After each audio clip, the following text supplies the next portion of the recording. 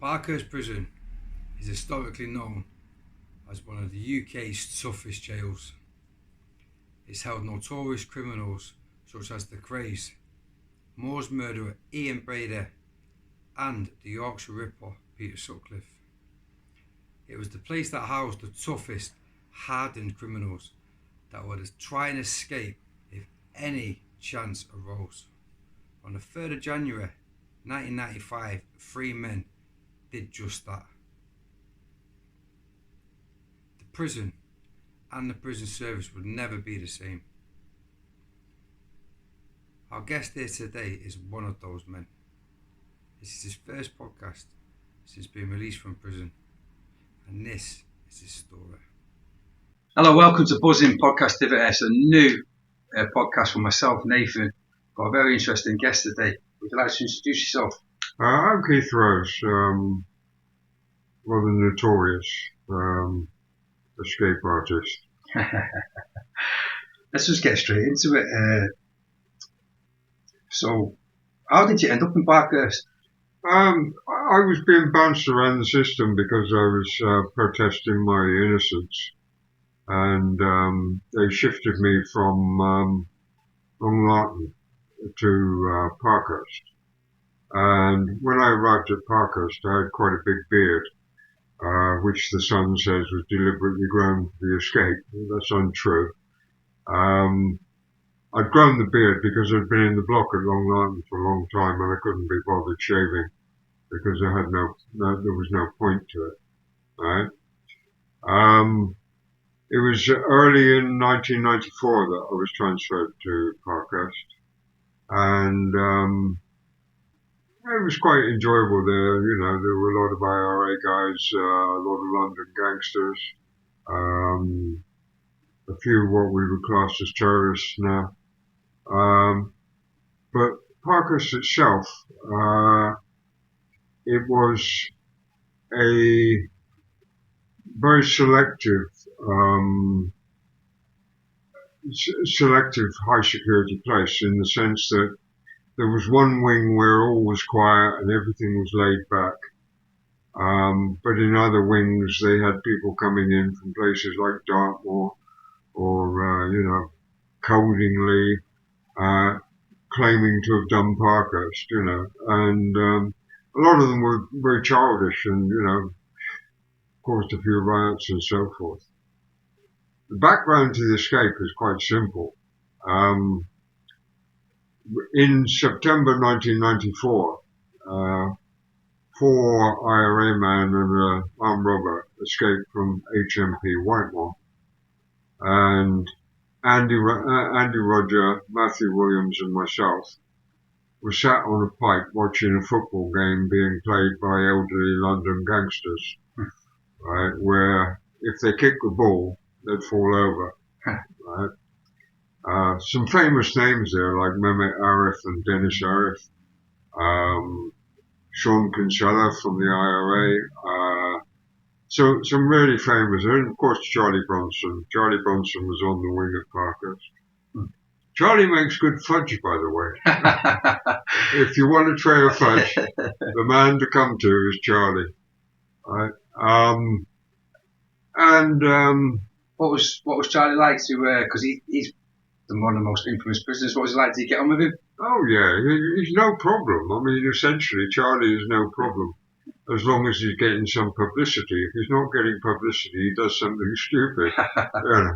But I mean, to talk to the guy and so forth and not sit, I never regarded him as a threat, and I regarded him as somebody with a very good sense of humour, who viewed the world in a different way than I did, Yeah. But he was a lot of fun. He was a lot of fun. He was digging a hole in Parkhurst at the corner of the football field. He said it was for a goldfish pond.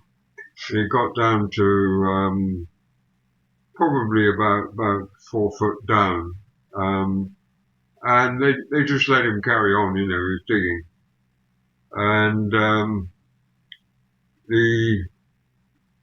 that was his thing. you know, he was doing something different to everybody else, you know. Wasn't it Parkhurst where he kidnapped the tutor? Was it? Quite possibly. I thought that was Full Sutton, though, Full Sutton, yeah. I may be wrong on that. Have you seen the film? I haven't seen the film. No, I I very rarely watch any of these films because they tell so many lies. Yeah. You know, they're like the sun on television. You know. So what happened was the three of us were sat in October '94 on the pipe, and you know, we were talking about Parkhurst generally, and our attitude was, if those IRA guys can get out of the special security unit at Whitemore, which is the highest security in the country at the time, then we should be able to walk out of this place. Right? And that was in October 1994. Then Michael Howard intervened and started saying ridiculous stories for the Sun, like Parkhurst prisoners were buying lobsters and eating lobsters and sending prison screws down to the delicatessen to buy all the latest food. It had a reputation for being the place to be, didn't it? Like, oh yes, it was. You come out, there was corruption, wasn't there, where prisoners were paying other prisons, like staff, to get sent to Parkhurst because it was so. There was things happening, wasn't there? That was true. I mean, it was to get on the gang, on the wing with the London gangsters. Right? Yeah. I mean, curiously, for a high security prison, the staff didn't actually sit out on the landing. Oh, right. Right, on the gangsters. You know, it was, ironically enough, G-wing.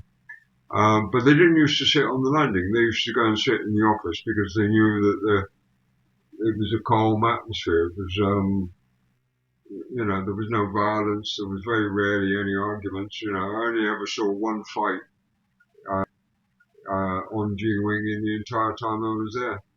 And that was somebody of the gay persuasion trying to convince somebody else who wasn't to have sex with him. Yeah. And he didn't say too kindly to that, no? He didn't take too kindly, you know. And the guy in question, which was Dominic Noonan, got beaten up rather spectacularly, you know. Yeah. Anyway, in November, or the end of October, or beginning of November '94, Michael Howard was coming out with all this stupidity about prison works and how he was going to do this and do that and do the other. And we'd already decided in October that we were going to give it a go to get out of Parkhurst. So Howard just spurred us on with his nonsense, and it was complete nonsense. Now, we observed a prison governor called Alistair Munro, right, who every time he had an argument with the prisoner would reach into his pocket, pull out his keys, and then proceed to wave them.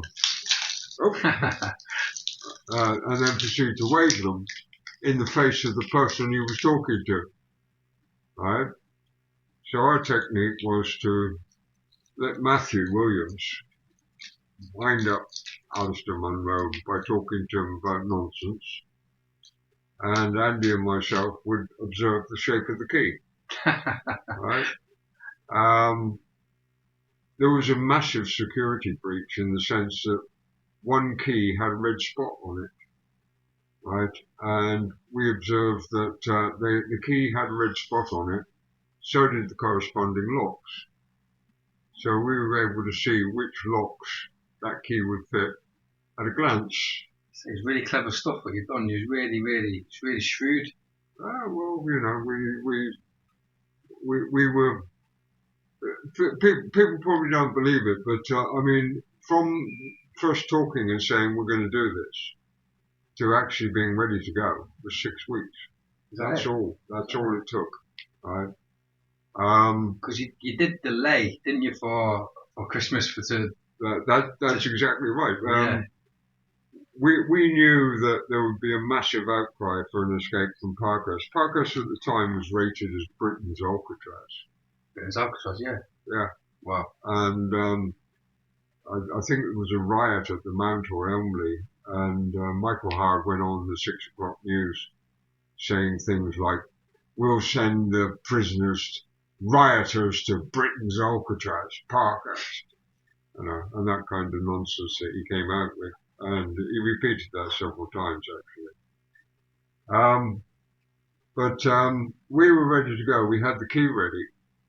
The ladder was made of 12-foot metal pipes, steel pipes, that with Andy Roger, who worked in the blacksmith shop, had joined together end to end, and then put brackets on them so as they were easy to climb. So brackets like rungs.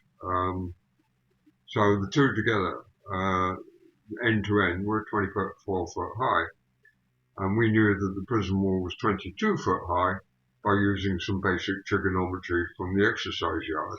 We actually measured the angle and worked out how tall it was. Right.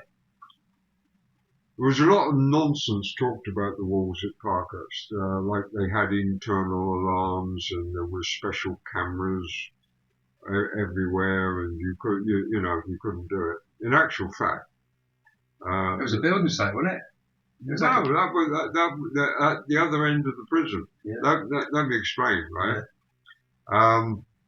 Adjacent to, on the same wall as the main gate, there was a temporary gate opened, right, which consisted of 3 wire gates with a trench between a couple of the gates, so as any vehicle would go down into the pit rather than get through.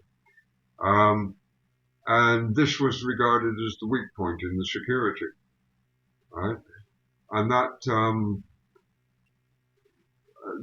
was as I say, on the same wall as the main gate, so it was further up on the thing. Of course, all the London gangsters and all the people who fancied an escape would watch the vehicles coming in and out, thinking they could hijack a vehicle or that they could get out the gate, right? Our answer to that was quite simple. We went diagonally opposite to the far corner, as far away from the gate as we could, because we knew security would be watching the gate. Right, yeah, clever. Which is, very clever. It's basic things. Anyway, as we came into December, we talked about the effect it would have on prisoners within the prison. There were some high security people there who had a reputation for trying to escape or for being disruptive and so forth. And we knew that there would be a fair ship out of prisons. Yeah. So we decided that we would go the first available day after Christmas. We'd let Christmas go by, everybody could get their food in, see their family, everything else, enjoy themselves, and then we would do the dastardly deed of wrecking the security. Yeah. Right?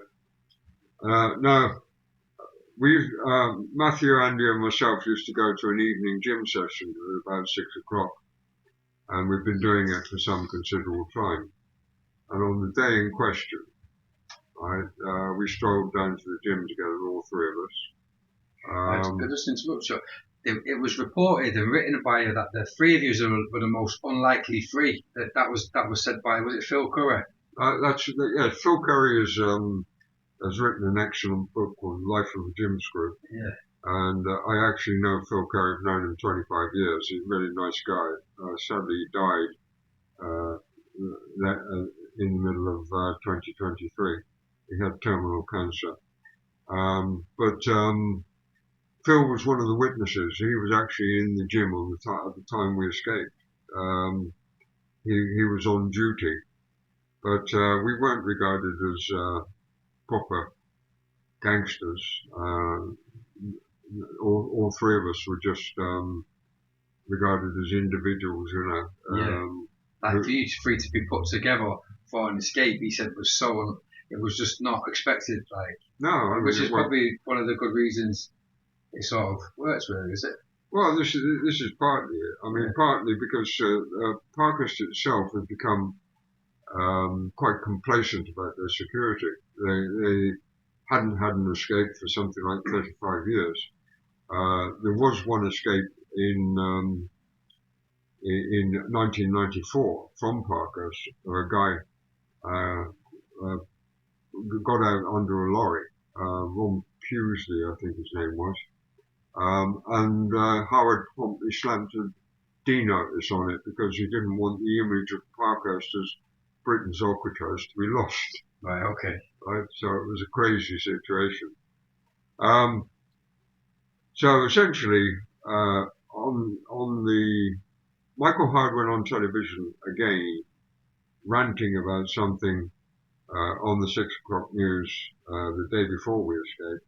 So it'd be probably the 2nd of January, and he again talked about Parkhurst as being Britain's Alcatraz. Right?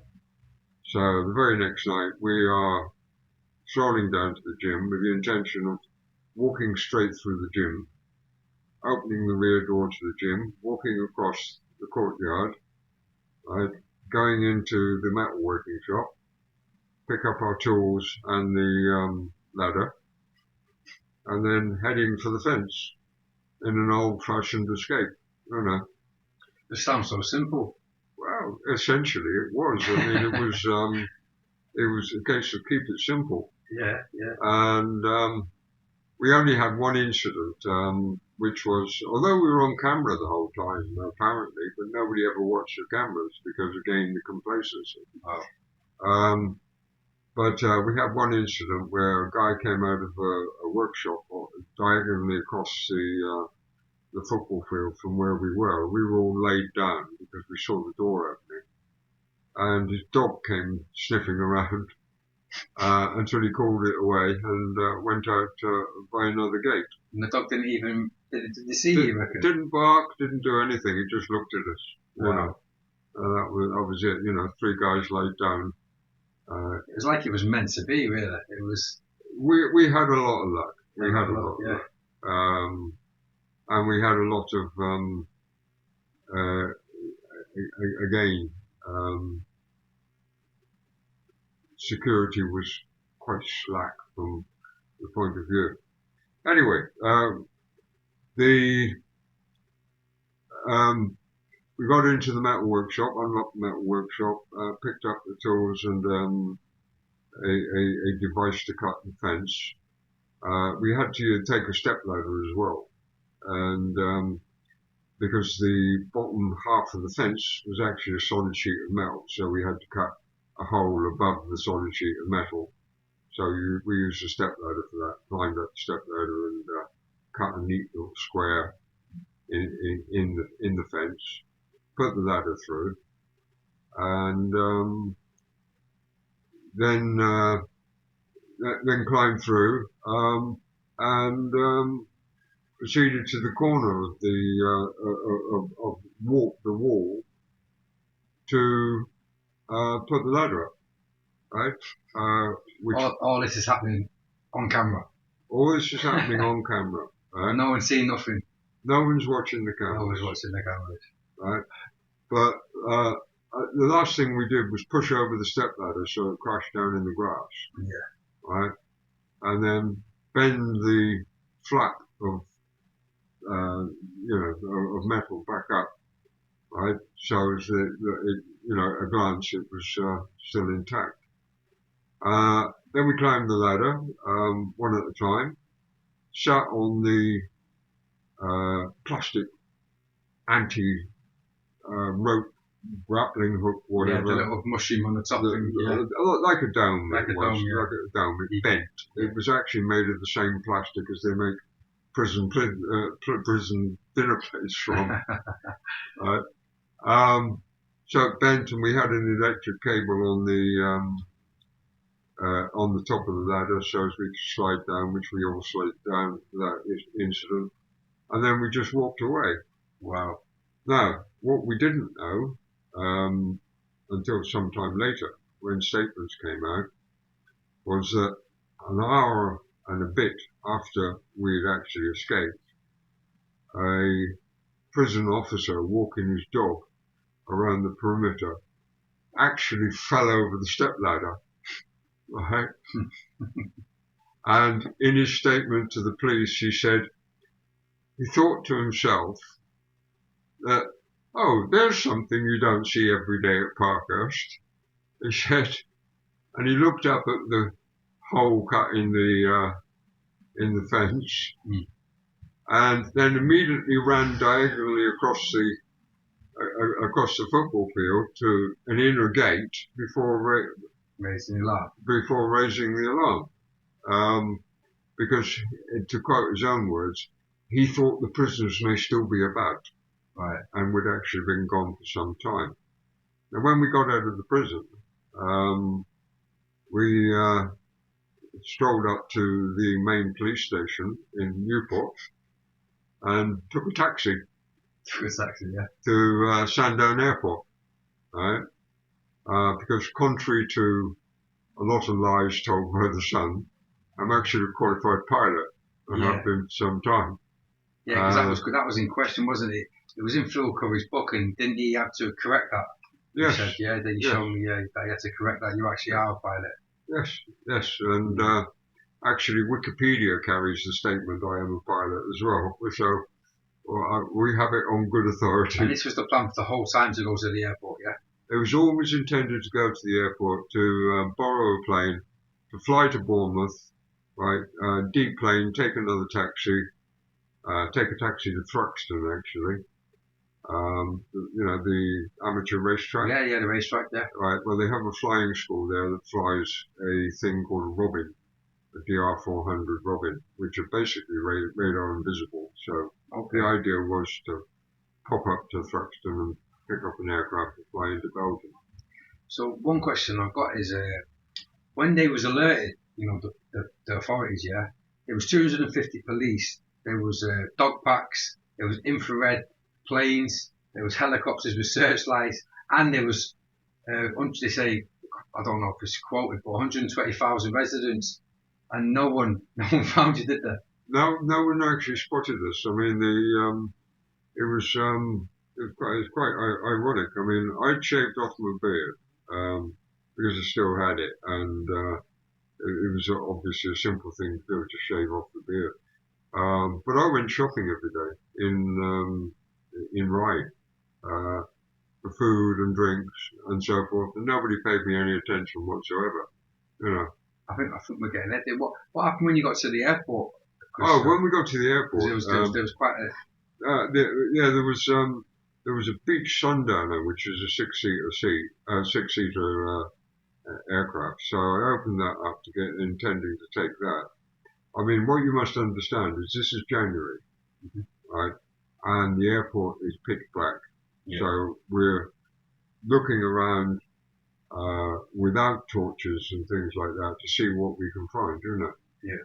So the beach Sundowner, I opened, got in, turned on the main electric switch, and absolutely nothing, because apparently there'd been kids from the local council estate coming across and stealing aircraft batteries. Oh wow! So the guy had taken the battery out, right?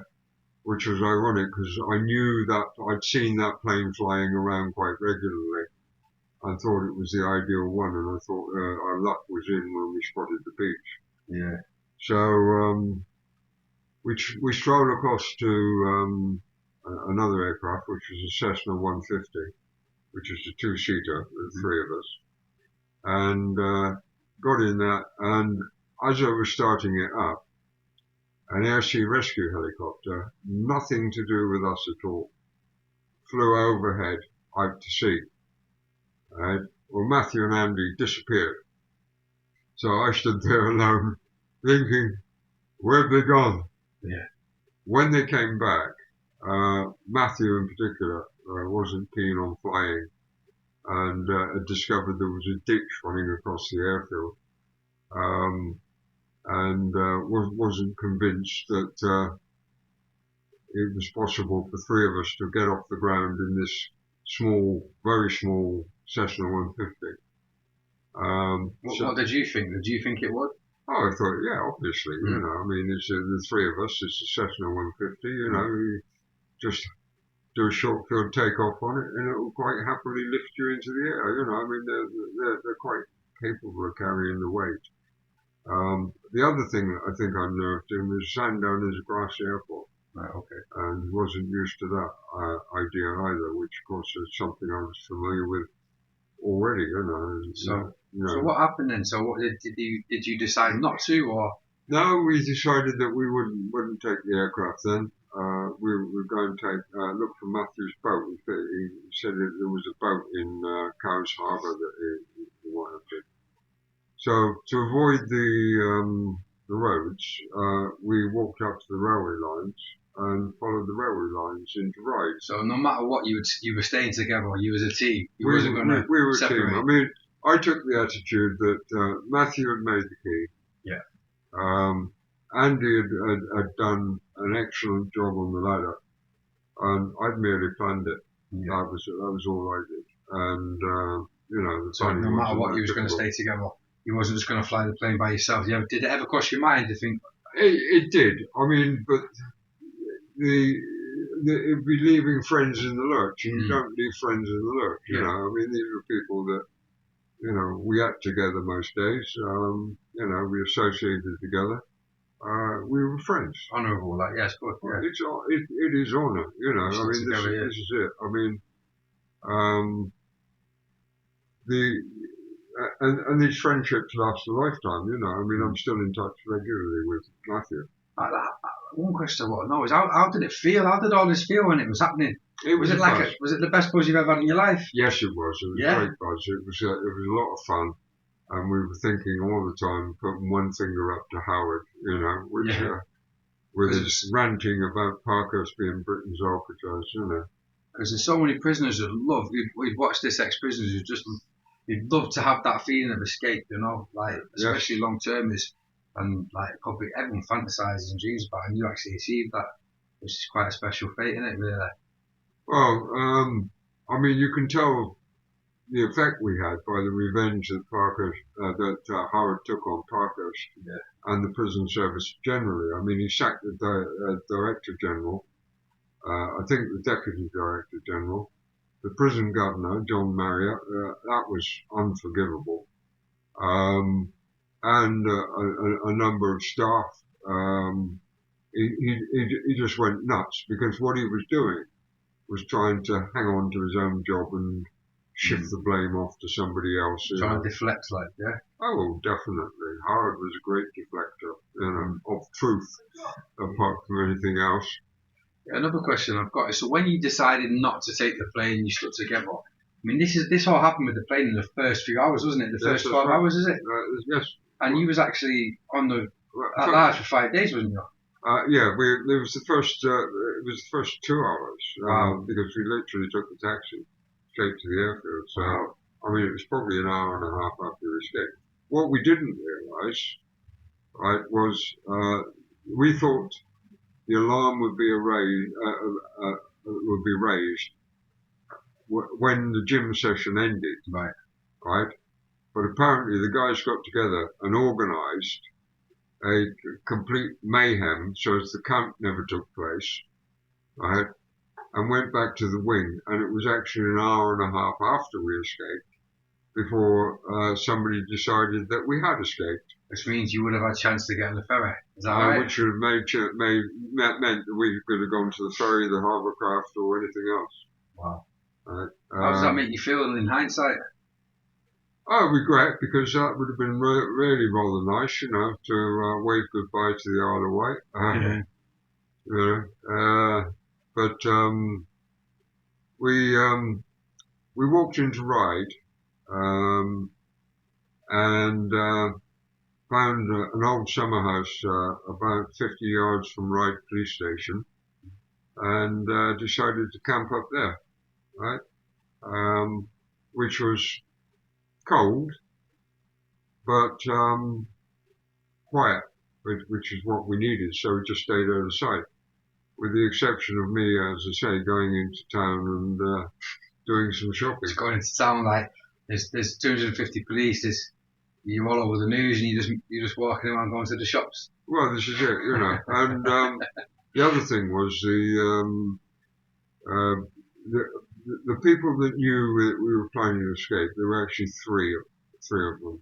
One was an IRA guy, and the other two were what they call B category prisoners, you know, lower category, but good, solid, old-fashioned, you know, old-school prisoners, right?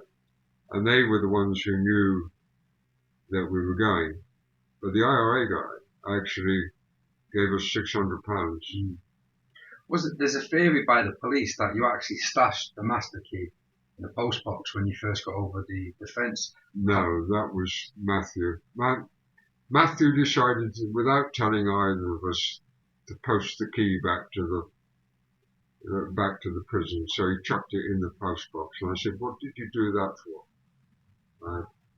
And he said, "To give them back the key." And I said, "You should have kept the key, because then they'd have been wondering how we got through all those gates." Yeah, how we got through it, yeah. It would have been a mystery, wouldn't it? Well, that's it. But he did it on impulse, and that was it. You know, it was a little bit late. So in that 5 days you were that large, you camped, did you? Yeah, and you just got on with it. Good. What made you? What was it feel like when you hit failure and you thought, oh, in that 5 days, did it cross your mind that it was over and it was just a matter of time, or? No, it was. You know, the other mistake that was made was we had a miniature radio, literally a tiny little radio, that was intended to go with us so as we could keep up with news updates and so forth, you know. And it was left behind by one of the other two. It wasn't my radio. And I couldn't understand why he'd left it behind. But when I said to him, he said it was quite expensive. It was a gift from my mother. So I decided that I wasn't going to take it, which was unfortunate because it meant we couldn't keep up with the news. With the news, yeah. Except by buying newspapers like The Sun. You love The Sun, you don't you? I'm fascinated by The Sun. I think The Sun has never printed a true story in all its existence. You know, it always has a lie in it. You know, I used to call it the self-harmer's Bible. Right. Because it harms prisoners by its ridiculous stories. Yeah. And anybody who buys it and reads it is obviously a self-harmer. Right, okay. Yeah, it does have a bad reputation, doesn't it, by a lot of people. So, what was the plan then? Like, you know, obviously that first one's failed. You know, your original plan. Was you back at the drawing board, or was it just a free for all? It was a case of Matthew said he had a boat up in Cowes Harbour. So it was a case of waiting until the initial fuss had quieted down, and then strolling up to Cowes. Strolling. I like how you say strolling. Well, we did. I mean, it was essentially how we did it. Yeah. And strolling up to Cowes and finding Matthew's boat. We'd actually walked through a boatyard on the way up to Ryde, and there were probably about 200 dinghies there, and none of them were equipped for sea, unfortunately, or we could have gone the same night, you know. But that's the luck of the draw. And the other thing factor that we didn't take into account was the fact that the island roads are all like lanes. They're tiny. There's no footpaths. It's like like country lanes, yeah. Yeah, it's just country lanes, you know. So we'd gone off road a couple of times. Walking up to Cowes. This was about the 6th day after we had escaped, believing that the police presence would have died down, and nobody would have been paying much attention at that time. So we decided we would go that day, and we were walking in a area where there was high banking, and apparently a prison screw drove past the three of us, who were spread out over quite a distance, and recognised Matthew, which was unfortunate. And the next thing we know, we got a police van pulling up in front of me and Andy, and about a dozen police jumping out. And that was the end of that. That was the end of that. Was they a bit rough of you because you'd embarrassed them? Oddly enough, John Marriott was very gentlemanly about it. This is the prison governor. Yeah. I mean, he was, he was surprised we'd done it. It's probably secretly, fascinated. Yeah, absolutely. Because it's not easy to get out of a category jail, is it? Well, you made it easier, but it's not meant to be. Parkhurst was deemed unescapable, the same as Whitemore. Of course, Whitemore embarrassed Howard tremendously, because the guys there actually did a better job than us, because they got out of a special security unit. But of course they didn't get away, whereas we had actually got away because we'd planned for getting away rather than just getting out. There were all sorts of silly stories attached to what we did. Like we're supposed to have made a gun in the blacksmith shop. Yeah, I read that. Gun, that's fascinating, because that's just pure lies. I mean, and what good would a gun be inside a prison if you're trying to escape on the quiet? You fire a couple of shots in the air, do you? It's just pure nonsense. It's sun stories. I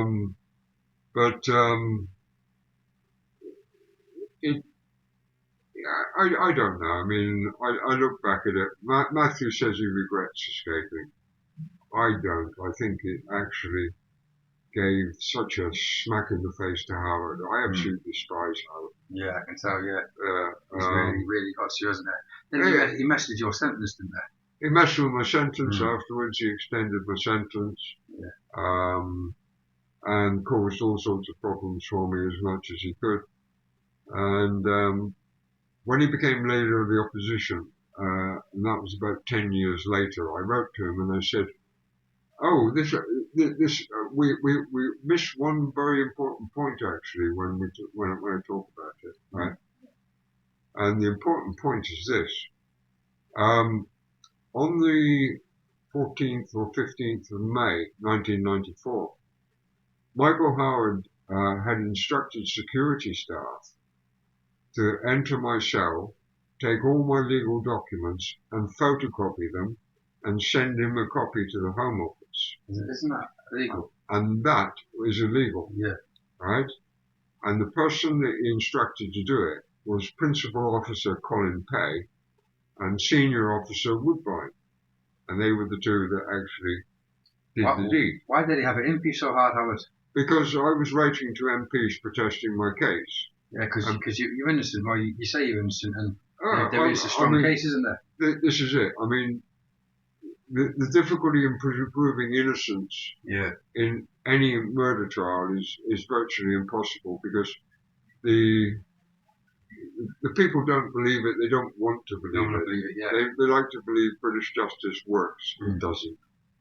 Because in that era, the 80s, there was a lot of cases which have come up now to have been like miscarriages of justice. One man I've met was Raphael. You knew Raphael, didn't you? Raphael Rowe, yeah. Yeah. I met Raphael on another occasion, and he managed to get his freedom, didn't he? That's right. And there's a few others. I'm not going to mention the names, but there's a few others which actually went through that, isn't there? It's a tremendous process. Because in your case, I read a bit about it. The ballistics don't match the weapon, do they? No, I'm the only man ever convicted anywhere in the world of using a murder weapon that 6 times has been declared ballistically it's not the murder weapon. Yeah. You know. And wasn't this one of the? If reported, I want to ask you personally, is this one of the reasons you wanted to escape, or was it just you wanted to escape? I wanted the publicity. You wanted the publicity. I wanted the publicity. I thought the publicity and a trial where I could raise points about what the basic faking of evidence. The police call it helping the evidence along. Now we call it faking the evidence. Fit up. Yeah, they do it quite regularly. And of course, what they did with me was they put me on trial about 8 miles from the murder scene. Yeah. All the stories were written by a guy called Mark Evans, or in the local newspaper. Mm-hmm. The local newspaper was called the Express and Echo. And all these stories were written by Mark Evans, who didn't tell anybody, and I don't think people in Exeter actually understood that he was actually the Chief Constable's son. Oh, wow. He was the son of Sir John Evans. Conflict of interest. Oh, conflict of interest, you know. Yeah. I mean, it's just farcical. Yeah. But, because your original charges, was it blackmail, kidnapping, blackmail? Yeah, kidnapping. You know, you accept them, didn't you? You got your sentence. Yeah. And then after you was in, it was sort of like a mop-up, wasn't it? A clear-up. You thought, is that how you feel? Like they just put that on you to clear it up? Or? That's it. That's exactly why they did it. You know, I mean, can we persuade people who are not very bright, which is most of the residents of Exeter, right, by means of propaganda through the local newspaper, the local news, the local TV, that this guy is a thoroughly evil character who likes to kill people, right? You know, and so they're basically judged by media. That's it. Trial with media, then actually a proper trial afterwards. The police were caught faking evidence. Wow. Halfway through the trial, because they made a mistake. I had a gun that was manufactured in 1964, which is called a Colt Woodsman. Right? The ballistic tests were first carried out in Huntingdon by the National Forensic Laboratory, or whatever it's called there. Then the gun went to the Advanced Forensic Laboratories in Chepstow, both times ballistically negative. Then it went to Quantico, which is the FBI, ballistically negative. Went to Colt. Colt said the murder weapon is not a Colt Woodsman, like Mr. Rose has. It is either a Colt Challenger or a licensed copy of a Colt made in Argentina. And that was their opinion. And the 2 product service engineers, one was called Cairns, one was called Kennedy, and they were denied the right to give evidence at my trial by the entirely corrupt judge that I had. Unbelievable. Yeah, he just refused to allow them to give evidence. Unbelievable. Wow. Because they were contrary to what the police were saying. And in this you got a life sentence. And this is it. But what was funny was the correct, because the gun was ballistically negative, a forensic scientist of dubious nature had actually claimed that the magazine, which is the thing that holds the cartridges, was linked to the murder. And he had discovered strange markings on empty cartridge cases found at the scene. The first time in 8 or 9 years that anybody had seen these markings. And they were linked to this magazine that he had. Wow. The problem was the magazine was metal and plastic. And the correct magazine for the gun was all metal. So it's impossible. So. Is it impossible or is it just implausible? It's impossible. The gun, the magazine wasn't manufactured at the time of the murder. Right. Right? Okay. So they were caught. What actually happened in court was amusing by itself. The prosecutor was waving this magazine around as being the principal piece of evidence. And I said, give me that. Right? Just as I'm talking to you now. I said, give me that. I'm in the witness box. And I've looked at it and I've gone, that's not my magazine. And I've thrown it. Trust it. Just thrown it like that. And I said, give me that one on the table. And another one is identical. They're both metal and plastic. So through that one, I said, that's not my magazine either, right? So the judge turned to me and he said, what do you mean? It's not your magazine. I said, my magazine, my lord, is all metal. These things are metal and plastic. Mm. All right. I said, they're not the magazine for the gun. All right. Anyway, my solicitor left court, contacted Colt. This is the point that Cairns and Kennedy said, you know, we don't agree with what's been said. And the judge wouldn't allow them to give evidence. Unbelievable. And that's what got your conviction then, yeah? That's what got my conviction. And how long did you get? My original tariff was a 20-year tariff, right, which Howard extended, obviously, yeah, to a whole life at one time. Wow. Until he lost that. As you know, he had the power taken off him, so as he couldn't fix people's tariffs. Yeah, that started, yeah, it changed, didn't it? Yeah. Yeah, it changed. Whether it had anything to do with me, I have no idea. But certainly Howard took his revenge on me. Is that from the appeal court? Did you go to the appeal court? I went to the appeal court. Appeal court basically held up one finger, you know, yeah, as they do. Mm. I'm in the situation now where, having been released from prison, one of the leading solicitors in the country, Muslim merchant of Hedges, Hughes and Beale, wants me to take my case back to the Criminal Cases Review Commission, to review it, because he's convinced it was a stitch-up, as are a great many other people. Yeah, it does sound very, odd, the things you say, and like, well, it doesn't, it sounds dodgy, you know, like, I mean, I don't know you personally, and obviously I was, 7 years old when you escaped from prison. Oh, really?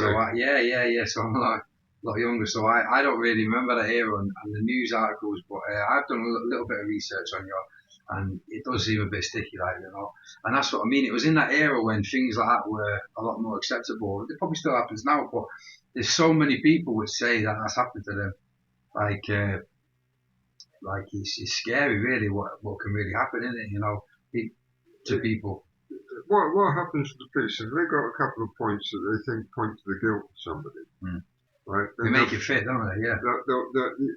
They'll shape it so as they can fit it together and see if it sounds plausible. You know? Yeah. And that's how they do it. Wow, unbelievable. So, what I wanted to ask you was, that was one of the questions, that you're going to appeal your sentence, and when you look back at your life now, obviously I know it's a life wasted because you spent that long in prison. But tell me some of the good times you had in jail. I mean, that's got to be, you've gone down in history for that. If someone wanted to make a film, would you make a film? Would you agree to make a film about that? Yeah, I have no issue with it. I mean, apparently there have been 4 documentaries made. I've not ever seen any one of them. There's one running on, I think, National Geographic at the moment, which is called Island Breakout. But we're rated very highly in the top 10 prison escapes. I believe it's number 4. Yeah, people are fascinated by this stuff, and I am. I mean, I can't believe what you did. It's like fascinating, because it's not easy, is it? I mean, it's not just the escape; it's the thought process, the key. That's fascinating me. How you observe the key, and you managed to make the key out of that. I mean, how do you do that? That's just amazing. That's simple mechanics. I mean, the size of a chuck key is well known, right? So all you have to do is see how far up each separation is, right? Bearing in mind that you only have to see half of it because the other half's a mirror image. Yeah. Right. So actually, a key is still Stone Age technology, basically. Right. Okay. They're very easy to make and very easy to copy. Right. Okay. Because what I was going to ask you, there was another question. Do you regret it when you did? No. I mean, you've already answered that question previously, like, so. Yeah, no. I wanted my day in court. I had my day in court. The judge was very, very fair. The Parkhurst escape judge was actually what a judge should be. Right. I'm trying to remember his name now, but I can't remember it. But he was absolutely fair, precise. So saying what? He's what a should. So you're saying that the judge was what a judge should be in that case? Oh yes, he was excellent. He was completely fair, and basically directed the jury. He said to the jury, he said, because sorry to interrupt, you went not guilty, didn't all three of you went not guilty? No, Matthew pleaded guilty. Yeah. Right. Andy and myself were not guilty because we said duress. We were forced to do it because of the nature of the imprisonment we'd received. You know. The other thing that I haven't mentioned, which is vitally important, is both Matthew and Andy had their tariffs raised by Michael Howard. Right, prior to the escape. So that gave them more incentive to go, rather than less. How come you didn't take the IRA man, the man who gave you the money? Because he didn't want to go. You didn't want to go, no? No, and because we were low profile, and he would have been high profile, right? It would have made our job more difficult. You know, I mean, we were three. There was we were three relatively unknowns, you know, just ordinary people. Well, he wasn't after that, though, was you? No, not afterwards. You know, no. But the prison service bounced me around.